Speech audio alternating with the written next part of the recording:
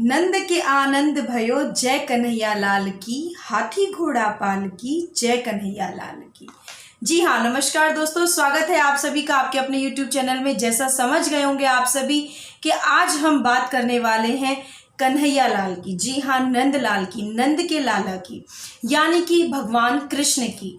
और आ रहा है कृष्ण जन्माष्टमी का त्यौहार। ये त्यौहार जिसका इंतजार रहता है आपको पूरे साल।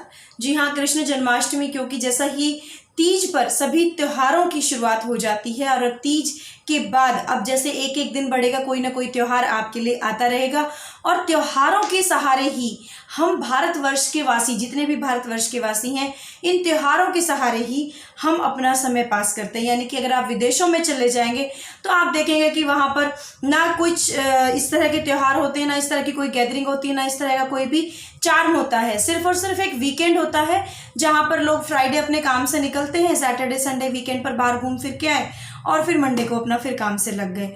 और हमारे जीवन में, क्योंकि हम भारतवर्ष के जो वासी हैं, हर स्टेट की मैं बात करूँ तो अलग अलग स्टेट्स में अलग अलग तरह के त्योहारों का एक क्रेज होता है।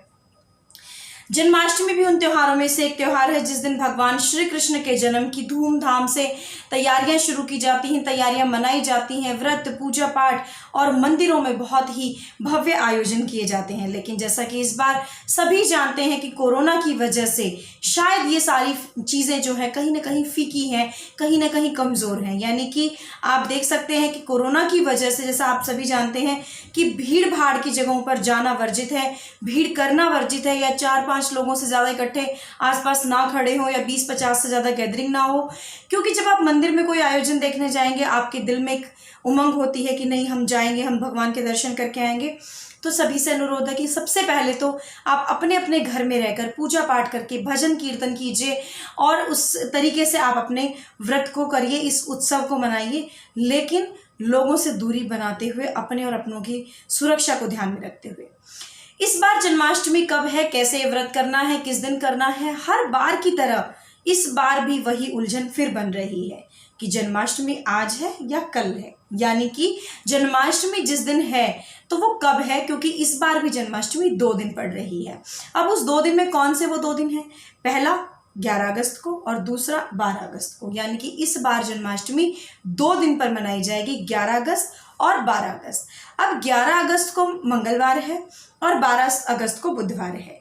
लेकिन आप सबके दिल में कन्फ्यूजन्स, अब जितने भी क्लाइंट हैं, व्यूअर हैं, रिश्तेदार हैं, सबके फ़ोन आने शुरू हो जाते हैं कि आप बताएं कि 11 तारीख को जन्माष्टमी मनानी चाहिए या 12 तारीख को मनानी चाहिए। और लगभग मैं देखती हूँ कि हर साल ये दुविधा लोगों के दिमाग में होती है कि उन्हें व्रत 11 तारीख को करना चाहिए या 12 तारीख को। तो जितने भी गृहस्थ लोग हैं, यानी कि जो लोग किसी मठ से, किसी धार्मिक मंदिर से, किसी धार्मिक स्थल से, ये जो मठ होते हैं, यहाँ किसी से भी अगर आपका कोई संबंध नहीं है, आप उतने पूजा पाठ के लेवल पर कोई पुजारी या कोई इस तरह के उस पर नहीं है, पद पर नहीं है, तो फिर आप ये व्रत करेंगे 11 तारीख को। यानी गृहस्थ जीवन में रहते हुए, जैसे आप हम जैसे लोग जो भी हैं, वो 11 तारीख को श्री कृष्ण जन्माष्टमी का व्रत रखेंगे। क्यों रखेंगे ये भी मैं आपको बताऊंगी। क्योंकि 11 तारीख जो है, 11 तारीख की अगर मैं बात करूँ, सप्तमी सुबह 9:17 पर ख़त्म हो रही है। यानी अष्टमी की जो शुरुआत हो जाएगी वो 11 तारीख की सुबह लगभग 9:30 बजे से शुरू हो जाएगी। अब हम कब रखते हैं इस व्रत को, सबसे पहले ये जानना बहुत ज़रूरी होता है। जो कृष्ण जन्माष्टमी का व्रत है वो आधी रात्रि को आपको कौन सा नक्षत्र होना चाहिए, कौन सी तिथि और चंद्रमा की स्थिति के हिसाब से कृष्ण जन्माष्टमी मनाई जाती है। यानी कृष्ण जी का जो जन्म हुआ था वो हुआ था व्यापिनी अष्टमी, अर्धरात्रि की व्यापिनी अष्टमी को, भरणी नक्षत्र को, और ये जन्म हुआ था। और जो चंद्रमा की स्थिति होती है वो वृष राशि में होनी चाहिए। यानी ये 3 चीज़ें मुख्य होती हैं। अष्टमी तिथि होनी चाहिए, भरणी नक्षत्र होना चाहिए और चंद्रमा की स्थिति वृष राशि में होनी चाहिए। ये जो स्थिति बन रही है ये 11 तारीख की रात्रि को बन रही है।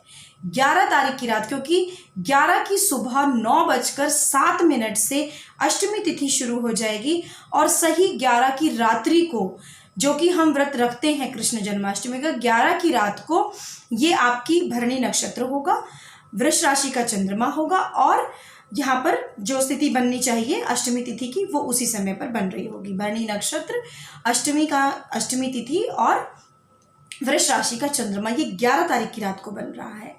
अब ये अष्टमी 11 तारीख को तो है ही, पूरी रात 12 भी लग गई और 12 की सुबह 11:17 पर खत्म हो जाएगी। यानी अष्टमी तिथि जो है वो कब खत्म हो रही है? ये खत्म हो रही है 11 तारीख की सुबह 11:17 पर अष्टमी तिथि खत्म हो जाती है। अब क्षय हो जाता है तिथि का। खत्म हो जाने पर जब तिथि खत्म हो गई तो क्या आप उस तिथि में व्रत रखेंगे? क्योंकि उदय में तो आपको अष्टमी मिल गई, लेकिन जिस समय पर भगवान कृष्ण का जन्म होता है वो तो आपको नहीं मिलेगी। लेकिन जितने भी पूजनीय लोग हैं, मठों से रिलेटेड हैं, धार्मिक स्थलों से, मंदिरों से रिलेटेड जितने भी लोग हैं, काशी मथुरा जो वहाँ का मंदिर भी है, जितने भी बड़े बड़े धर्माचार्य हैं, वो सभी ये मानते हैं, या हमारे धर्म शास्त्रों में भी लिखा है कि जिस तिथि में, जिस तारीख में उस तिथि का उदय हो, यानी सूर्योदय के समय जो तिथि हो, पूरा दिन वो तिथि मानी जाती है। उस लिहाज से वो लोग 12 तारीख को व्रत रखेंगे, लेकिन आप और हम जो गृहस्थ लोग हैं वो 11 तारीख को व्रत रखेंगे, क्योंकि हम उसको फॉलो नहीं करेंगे उस नियम को, क्योंकि इसी का एक मत ये भी है। मैं बिल्कुल शास्त्र की बात आपको समझाने की कोशिश कर रही हूँ कि शास्त्रों में ही लिखा है कि जिस तिथि को 4 अंश में से एक ही अंश प्राप्त होता है उस तिथि का क्षय हो जाता है, यानी उस तिथि की वैल्यू खत्म हो जाती है। तो 4 पहर में से जो तिथि एक पहले पहर में ही खत्म हो जाती है 11:17, यानी उसको 1/4 हिस्सा भी नहीं मिलता, तो उस तिथि में व्रत हम और आप जैसे, क्योंकि हम और आप जैसे लोग गृहस्थ लोग हैं, हम और आप जैसे लोग बहुत ज़्यादा पूजा पाठ नहीं कर पाते हैं, बहुत ज़्यादा धार्मिक तो हम हैं, पूजा पाठ भी हम करते हैं, लेकिन उस लेवल का जो मठों के जितने भी जैसे शंकराचार्य पद्धति के लोग हैं या जो भी बड़े पूजनीय लोग हैं, उतनी पूजा पाठ अगर हम नहीं कर पाते हैं तो हमको उस नियम को ना फॉलो करते हुए जिस दिन अष्टमी तिथि रहेगी उस दिन हमको ये फॉलो करना है, और अष्टमी तिथि रहेगी 11 तारीख को। अब आपको, मुझे लगता है, समझ आ जाना चाहिए कि जिस तरीके से मैंने आपको बताया कि आपको व्रत, अगर आप गृहस्थ जीवन में हैं, नॉर्मल पूजा पाठ करते हैं, तो आपको ये व्रत 11 अगस्त को यानी मंगलवार को रखना चाहिए।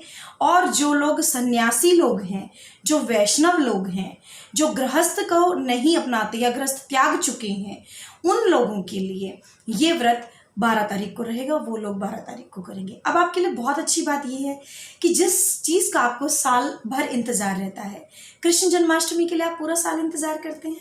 भगवान कृष्ण को मनाने के लिए कोई समय कुछ नहीं चाहिए होता, आप मन से उन्हें याद करें। वो तो इतने साधारण और इतने खुश मिजाज, कह सकते हैं हम, ऐसे प्रभु हैं कि जिनको आप सिर्फ और सिर्फ किसी भी खुश छोटी सी चीज़ों को अर्पित करके आप उन्हें खुश कर सकते हैं। तो भगवान कृष्ण के लिए आप अगर एक दिन इंतजार करते हैं तो क्यों ना आप 2 दिन पूजा करें। व्रत आप भले ही एक दिन करें, लेकिन अगले दिन भी आपको पूजा पाठ करना चाहिए, भजन कीर्तन करना चाहिए, कृष्ण चर्चा करनी चाहिए। अगर आपका मन करता है तो आप 2 दिन व्रत करें, नहीं करना चाहते तो आप सिर्फ एक दिन व्रत करें 11 तारीख को, और बाकी 12 तारीख को भी आप इस अवसर का लाभ उठा सकते हैं कि 2 दिन अगर आपको जन्माष्टमी मिल रही है तो आप दूसरे दिन भी उसे एंजॉय करें, उसका लाभ उठाएं, इस अवसर को धूमधाम से मनाएं। कृष्ण जन्माष्टमी को भगवान कृष्ण का जन्म करें, लीलाएं करें। अपने आस पड़ोस में कुछ लोग इकट्ठे होकर, जो सेफ्टी के साथ कुछ लोग इकट्ठे होकर बच्चों को कृष्ण जी बनाकर इस तरह की लीलाएं आप कर सकते हैं, जिससे कि आपका अच्छा समय होगा। कृष्ण भगवान के भजन कीर्तन के साथ आप अपना समय बिताएं, अच्छे से व्रत करें। और व्रत का एक नियम भी मैं बताती हूँ चलते चलते, वैसे तो मैं अक्सर बताती रहती हूँ, लेकिन फिर भी बता दूँ कि व्रत एक्चुअल में क्या होता है। व्रत का मतलब होता है नियम। व्रत का मतलब भूखे रहने से कतई नहीं होता, बिल्कुल नहीं होता, लेकिन फिर भी व्रत में हम कहते हैं कि हम फलाहार लेते हैं, एक समय हम भोजन करते हैं, जैसे व्रत खुलने के बाद, कृष्ण जन्म होने के बाद हम अपना व्रत खोलते हैं।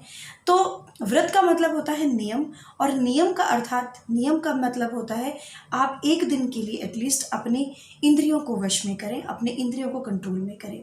यानी कि हम खाने को कंट्रोल करने से मतलब हमारा वही होता है कि एक दिन हम निराहार रहकर या फलाहार पर रहकर अपनी इंद्रियों को कंट्रोल करते हैं, कहीं ना कहीं भगवान को ये समर्पण करते हैं कि हाँ, हम आपके लिए इतना समर्पण कर सकते हैं कि हम अपनी इंद्रियों को एक दिन के लिए एटलीस्ट कंट्रोल कर सकते हैं, जिसमें कि आप किसी की निंदा ना करें, दिन में ना सोएं, निद्रा पर आप थोड़ा सा नियंत्रण रखें, किसी से गाली गलौज ना करें, किसी से झगड़ा ना करें। इन चीज़ों का भी अगर आप ध्यान रखेंगे, किसी से ईर्ष्या अगर मन में भी गलत विचार आते हैं तो भी आपके व्रत का कोई फायदा नहीं है। तो व्रत का अर्थ यही होता है कि आप व्रत में बिल्कुल शांत चित्त होकर, शांत मन होकर, जिस प्रभु के लिए, जिस भगवान के लिए आप अपने मन में श्रद्धेय होकर आप पूजा करते हैं, व्रत करते हैं, उसका पालन करें। भगवान आप सभी की मनोकामनाओं को पूर्ण करें और इस तरह के समय में, कोरोना के समय में आप सभी को आरोग्य दे, निरोगी रखे। यही हमारी कामना है कृष्ण जन्माष्टमी की। आप सभी को बहुत सारी, ढेर सारी शुभकामनाएं। अच्छे से इस व्रत को करिए। अगर कोई भी शंका आपके मन में है, आप कमेंट बॉक्स में छोड़ सकते हैं, आप हमसे फ़ोन करके पूछ सकते हैं, और अगर आप अपनी कुंडली दिखाना चाहते हैं तो आप अपॉइंटमेंट लेकर मिल सकते हैं। दर्शकों, ये तो थी कृष्ण जन्माष्टमी पर चर्चा, कब व्रत करना चाहिए, कैसे करना चाहिए। बिल्कुल हम अगले फिर वीडियो में ऐसे कुछ और विषयों पर जल्दी ही आपके सामने हाजिर होंगे चर्चा को लेकर कि आने वाले समय में क्या करना चाहिए। आप भी हमें अपने फीडबैक दे सकते हैं, अपनी जिज्ञासाएं आप हमसे शेयर कर सकते हैं। अगर आप हमसे कुछ जानना चाहते हैं तो आप बिल्कुल कमेंट में छोड़िए, हम आपके संबंधित विषय से ज़रूर कोशिश करेंगे वीडियो बनाने की। ये था हमारी आज की वीडियो। हमारे चैनल को लाइक, कमेंट, सब्सक्राइब ज़रूर करते रहिए। ऐसे ही स्नेह देते रहिएगा। हम ऐसे ही आपके लिए ज़रूर जानकारी आपको उपलब्ध कराते रहेंगे, ज़रूरी जानकारी। चलती हूँ, समय हो गया है। नमस्कार।